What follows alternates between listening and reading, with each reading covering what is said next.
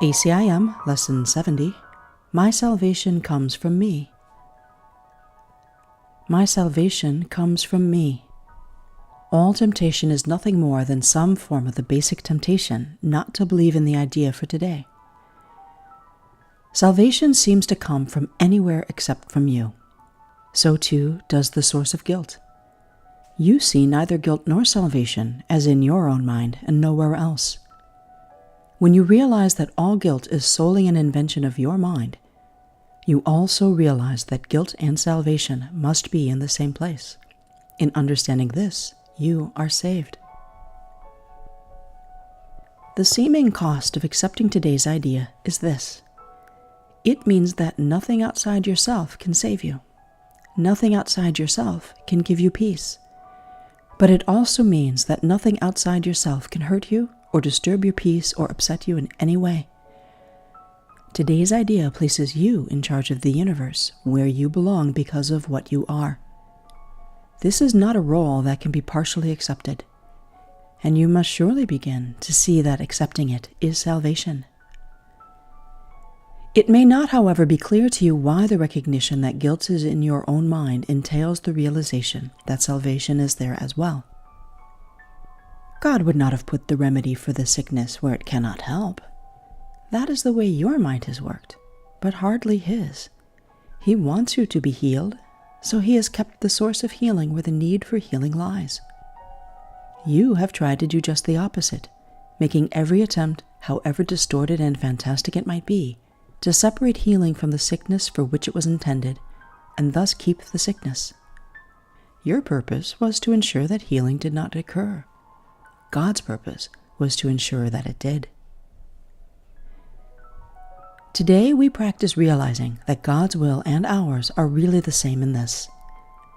God wants us to be healed, and we do not really want to be sick because it makes us unhappy. Therefore, in accepting the idea for today, we are really in agreement with God. He does not want us to be sick, neither do we. He wants us to be healed. So do we. We are ready for 2 longer practice periods today, each of which should last some 10 to 15 minutes. We will, however, still let you decide when to undertake them. We will follow this practice for a number of lessons, and it would again be well to decide in advance when would be a good time to lay aside for each of them, and then adhering to your own decisions as closely as possible. Begin these practice periods by repeating the idea for today, adding a statement signifying your recognition that salvation comes from nothing outside of you.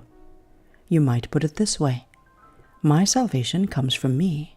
It cannot come from anywhere else. Then, devote a few minutes with your eyes closed to reviewing some of the external places where you have looked for salvation in the past, in other people, in possessions, in various situations and events, and in self-concepts that you sought to make real. Recognize that it is not there, and tell yourself, my salvation cannot come from any of these things. My salvation comes from me and only from me.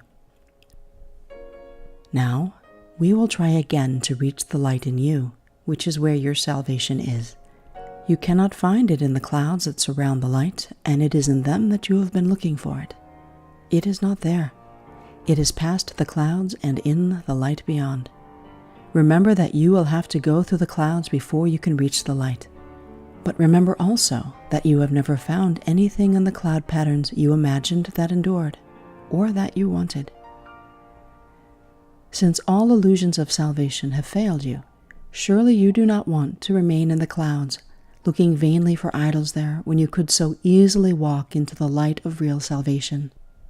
Try to pass the clouds by whatever means appeals to you. If it helps you, think of me holding your hand and leading you, and I assure you this will be no idle fantasy.